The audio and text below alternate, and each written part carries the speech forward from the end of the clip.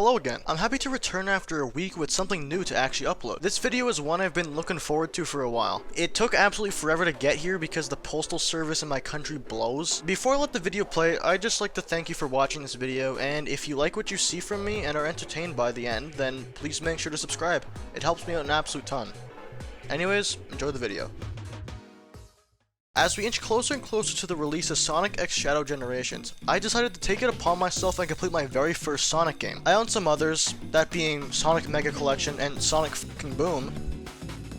I think I should just burn this game instead. Moving aside from that, I never actually beat any of those games, but I wanted to see what it would be like to be a fan of Sonic games for a change. So here we are. I got myself a Sonic t-shirt and a load of other Sonic merchandise. Now I'm ready to become a real fan. I have never seen anything on this game, by the way. I didn't even know it existed until I saw an eBay listing for it. I said screw it and made an impulse purchase at 3 AM like every normal person does. This here is my wallet. It looks like this all the time, don't worry. I just magically grow money and buy old games. So is the nature of life. I think it's time to actually see what the deal is with Sonic and the Secret Rings. He said it! He said it! The game decides to begin in a weird-looking comic book-esque cutscene. Sonic is just randomly awoken by a woman named Shara who came out of this giant ring he just so happened to have lying around nearby. Apparently, she's a genie from the ring, from the story of Arabian Nights, and really wants Sonic to help her. It's basically the same thing as a genie from a magic lamp, but instead it's a ring. The evil bad guy, Eraser, is erasing the story from the world. Get it? Eraser? Alright, it seems like apparently Sonic is the only one that can help her. I'm not gonna question exactly why, because then there'd be no story. No story, no game. What's that all about? Talk about close shaves. Eraser wants Shara to bring her these things called the 7 World Rings. We get a little hint about Shara's true motivations through this scene here, where he acts like he guarantees that she'll hand over the rings. She just blindly turns away, acting like she's trying to avoid what she knows will eventually come. Oh yeah, Sonic is cursed by this flame here that will literally kill him if he doesn't grab these rings, so it's not even like he has a choice here. You aren't ready to hear this. I had no idea that the game was like this, but it's a literal game that takes place practically on rails. I have to go through like 7 or 8 different tutorials that load me back into the menu every single time, and it's already really annoying. Man, this game controls like ass. I know I'm using motion controls to steer him, but this just feels awful. Attacking feels very clunky and most enemies can just be run past. It also just doesn't feel very satisfying to run into a bunch of rings. It feels more like a requirement than something I should just be avidly collecting. I'm hoping I'll change my mind soon because I really want to enjoy the game. Alright, I'm gonna focus on keeping an open mind here and continue playing just to see where the game will take me. So before actually beginning, there's this level up system, I guess. You earn EXP by doing a multitude of different things, and I'm not sure how it even calculates it, but that doesn't really matter. I actually really like this mechanic. It's not very in-depth, but it has its merits. Every time you level up, you unlock a new skill that Sonic can perform. The thing is, though, is that he can't use all of them at the same time. They have this skill point system, which is more in line with badges and something like Paper Mario. I can't believe I'm comparing it, but I am. Just bear with me. So the skills cost points, and you can only equip so many skills depending on how many skill points you have. I'm sure I'll praise the game more later, but if I don't, then this is the one thing I will genuinely praise the game for. It makes you think about what skills you believe are worth having over others. Still no power bounce, however, although it would be weird to have since Sonic could just home on to every enemy. Eraser is apparently on his way to kill the protagonist and creator of the original stories, so Sonic makes a fast joke and we head straight into gameplay. Sorry, did I say gameplay? I meant fucking menus. Alright, there we go, now we're in gameplay. As mentioned before, this game is on rails, and you almost get no control of Sonic whatsoever. Let me ask you this, what do you think the game would want you to do in order to back up? Maybe press the B button to turn him around. Nope, you get a clunky motion control option though, and it's not even turning him around, it's just shuffling backwards until you go as far back as you need. Trust me, this really sucks. If you don't believe me, then I'll just show you how bad this mechanic can really be. There are also some side shuffling sections where, I kid you not, I just held my Wii remote to the side and let the game do it for me. And most of the time, I was perfectly fine. Not something I think should even be in this game. Here we are in the Sand Oasis. It looks alright, not exactly the most visually interesting thing I've seen in a game before. The music was something I didn't originally like while playing the game, but as it continued to grow on me, and I can finally come to the conclusion that it is just okay. Eventually we reached the end and got to the palace. Apparently the creator and protagonist is Dr. Eggman, except it's actually not. He has just taken the appearance of him, but is a completely different character. Get a good look at him, because there's only one more instance in this entire game where he is shown. He is immediately kidnapped, and that's it. We saved Tails from a bunch of goons.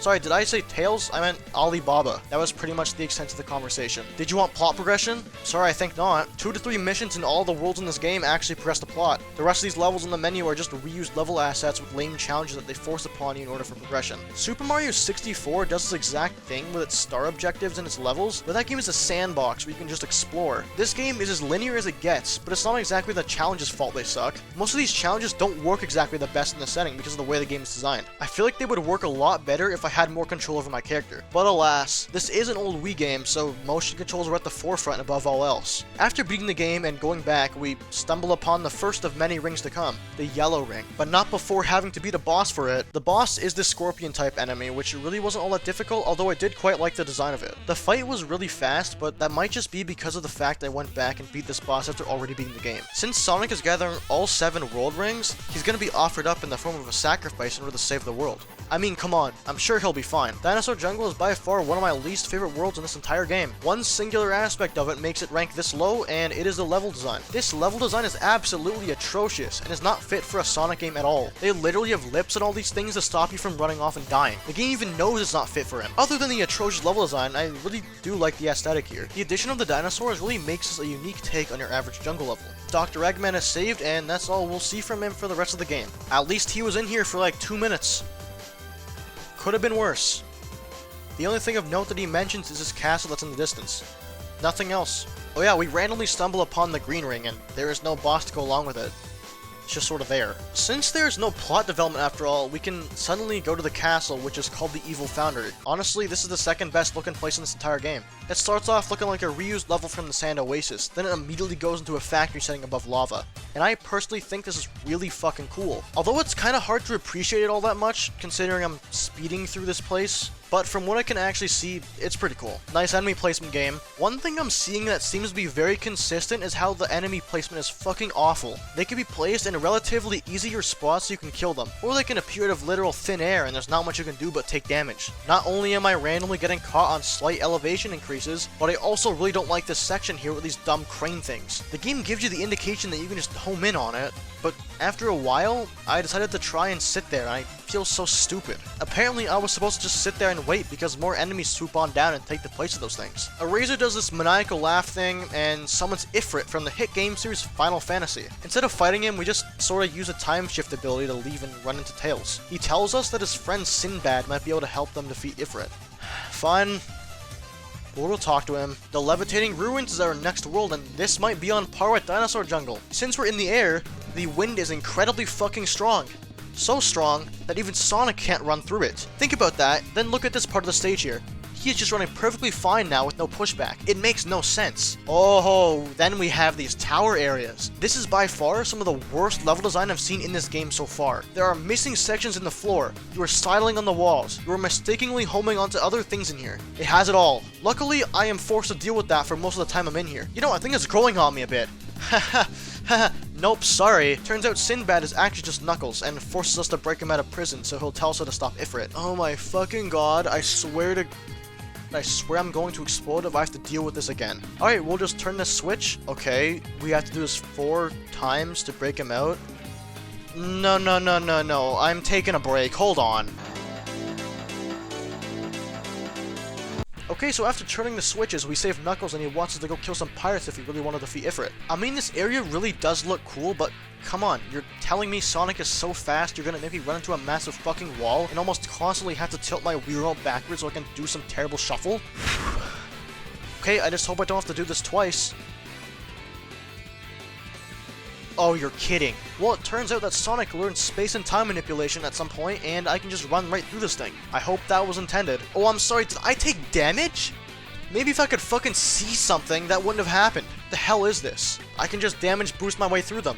They don't even matter. The area immediately afterwards has these platforms that lower after standing on them. Oh, that's not the bad part. The bad part is that the enemies also disappear and reappear. Why have them do that specifically here? You're on a time crunch, so timing is the key here, but it's hard to do that when the platforms lower at the same fucking time. Literally no time to think, just go for it. This surfing area is the highlight of this level. I personally think that's really fucking cool. Too bad it never shows up again. So the pirates apparently have the blue ring we need to defeat Ifrit. After After doing some more challenges, we eventually are allowed to fight the boss. This is a pretty cool boss that incorporates the use of his speed into his actual fight. In order to damage him, we need to charge up this meter here on the right so we can actually zoom into him. Doing that and pulling off all of his horns will kill this thing and end the fight.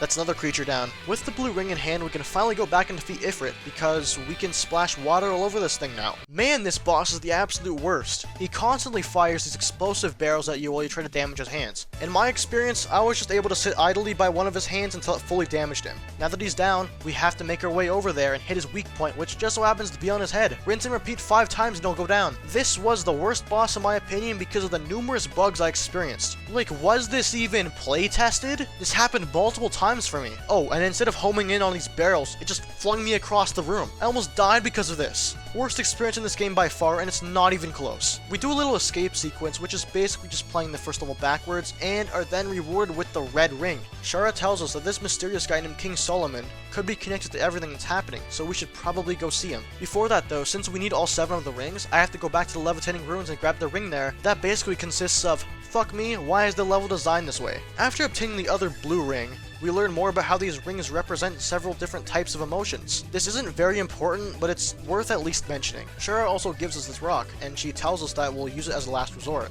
I mean guys, it's a Sonic game, there's no way he'd die, right? Here we are at the Skeleton Dome, or rather I should call it Bone Marrow Land. The beginning here is literally in a snowy area, but it's not actually snow. That's fragments of literal bones. As weird as it sounds though, I quite like the aesthetic here. The bones being everywhere are not the greatest addition, however. It is so fucking easy to get stuck on these, it's not even funny. Inside the actual place, you can 100% tell this was not made for Sonic to run on. That goes for most of this game. Literally, if the game has to tell me to press a button to slow down, you know something is wrong. Besides that though, this place is unironically great. Cool design, the layout isn't the absolute worst, this dome here looks really cool. I think I'm suddenly coming around to this game. Man, these camera angles are just my absolute favorite parts of playing this game. I can't fucking see because the camera is getting stuck and forcing me to fight these guys. King Solomon provides us with almost zero new information other than the fact that a razor turned him into just a skull. He would rather us turn him back into a skull and bones instead of strictly just going to kill a razor? Wait, Skull and Bones? The first quadruple A game? Sonic was predicting the future. If only it was a good prediction. Oh yeah, we also stumble upon the white ring while looking for his bones. Shara looks away from Sonic as he questions what a razor wants to do with them. A bit of foreshadowing, one could say. King Solomon basically just tells us that we can find a razor in his palace in the sky and that he's a genie of the lamp. If we had his lamp, we could seal him away forever. Since we don't, it looks like that's not happening. As we leave, King Solomon says that he senses death. Guys, Sonic's not gonna die, right? There's no way. Okay, hear me out. The Night Palace is literally the best part of this game and had the most amount of time and effort put into it. Upon unlocking it, we are given the first CG cutscene in this entire game, which caught me really off guard. It basically just shows us the palace rising into the sky. We already knew it was going to be up there, so I'm not sure we really needed the cutscene. Sonic almost dies upon entering the castle, but somehow pushes through it. I really think this is the greatest level design in the entire game. In the first little bit, you just run through the palace here, fly on a carpet, ride some walls, you know, the usual. But eventually, you'll find these little portals that take you into little pocket dimensions that look so incredibly cool. Why couldn't the whole game look like this? As we head through the palace, we somehow stumble upon the purple ring. This is his place, so why would he just have one of these powerful rings lying around somewhere? Is there really a point to question something like this? Sonic asks how Shara knows a razor, and she tells us that he was originally the genie from Aladdin. Yeah, this guy. Apparently he became an awful person and was sealed away for eternity unless he granted people 1,000 wishes. After his sentence was over, he had a renewed hatred for people. His fate was sealed by the ones who wrote his story, so his life couldn't be changed. I'm gonna tell you right now that this little development in the story here actually made me sort of sympathetic to Eraser, except I immediately remembered he's not trying to rewrite the books to change his character, but instead erase them all and rule over everyone. Man, what a nice guy. It was at this point where I began to actually enjoy the game I was playing, which is fucking crazy to hear considering I've been getting pissed off and shit for most of this. We end up making it to Eraser, and he just instantly wants to fight us. The Eraser fight is really cool. You'll never believe what weapon he's using here. He's literally using a razor. It's so f***ing cool. This fight uses so much of Sonic's moves here. Eventually he changes the camera angle and forces you to use the time slow ability that is not used in any other part of the game in order to hit him. I mean, you also don't have to use it, it just makes it way easier to time the hit. After literally an hour and a half of me attempting this because I suck, he finally goes down. He then turns into some being and goes into another room, and the game just ends. Is that control the worlds are gathered. The portal between worlds shall open. We've got the 7 world rings. This must be the door that they open.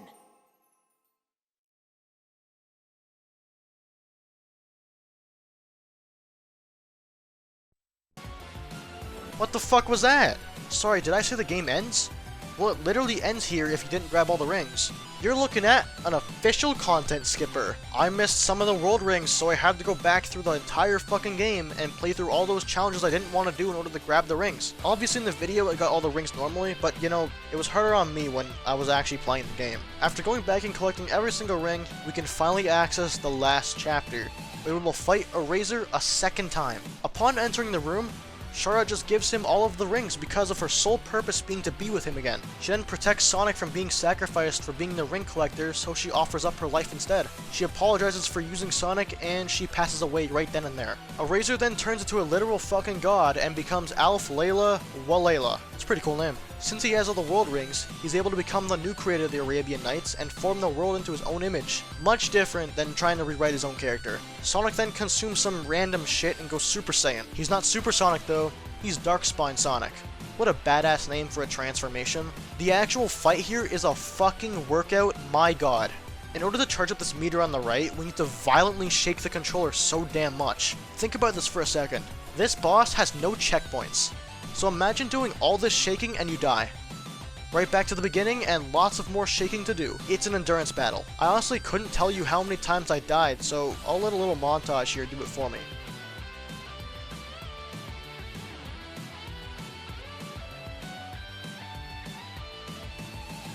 The fight itself is nothing to really write home about. It looks really cool, but it's not too difficult. Literally, if you can dodge his attacks and can throw your remote across the room a lot, then you'll be completely fine. It only took me an hour. Let's just say I'm really bad at dodging his attacks. Sonic's final words for this man are literally cut off. Listen to this. Your tale is finished, Eraser. Next time, try writing a better story. He was just unable to finish a sentence without SEGA robbing him of his victory and playing the normal mission completion screen. We get another CG cutscene where Sonic turns back to normal, pulls out the magic lamp, and just fucking obliterates his man. The magic lamp was actually inside the rock that Shara gave Sonic. Easy way to remind the player that the rock actually had a point to it, Sonic starts shooting him while forcing him to grant his wishes. He wishes for Shara to come back, for the Arabian Nights to return to the way they were, and last but not least, he fucking sentences this guy to life in prison. Okay man, go ahead and change the name of the story to the name of the game. And that, my friends, was Sonic and the Secret Rings. After careful consideration, I have come to the hardest conclusion of my entire life. I think this game is alright. There are tons of issues like the ones I've been complaining about for the past little bit. But not all of this game is bad. For anyone who says this game is objectively bad, I think that's completely false. You will definitely get at least some enjoyment out of this game regardless of how you feel about Sonic as a whole. As someone whose first Sonic game they finished is this, it definitely makes me want to play more of them to see what they're all about. I'm still not touching Sonic Boom or Forces, but I might try some of his other games in the future. Before finishing the video here, I wanted to talk about some of the extra stuff you can unlock. There's a special book that contains developer stuff, concept art, music, and history of Sonic from 2005 to 6. There's also a party mode, which is the only part of the game I'm refusing to play. I don't have friends to play this game with right now because they're all lame, and this also just feels like a lame Mario Party clone. I'd like to thank you for watching this video. I had a lot of fun making this, and I hope you had a lot of fun watching me critique this game, even if it was me just talking shit. I only aim to please. Anyways, if you enjoyed what you watched and were entertained, then make sure to like, comment, and subscribe, as it really helps me a ton in the YouTube algorithm. I'm currently on a streak of uploading weekly, so hopefully I can keep it going. I'll see you on my next one.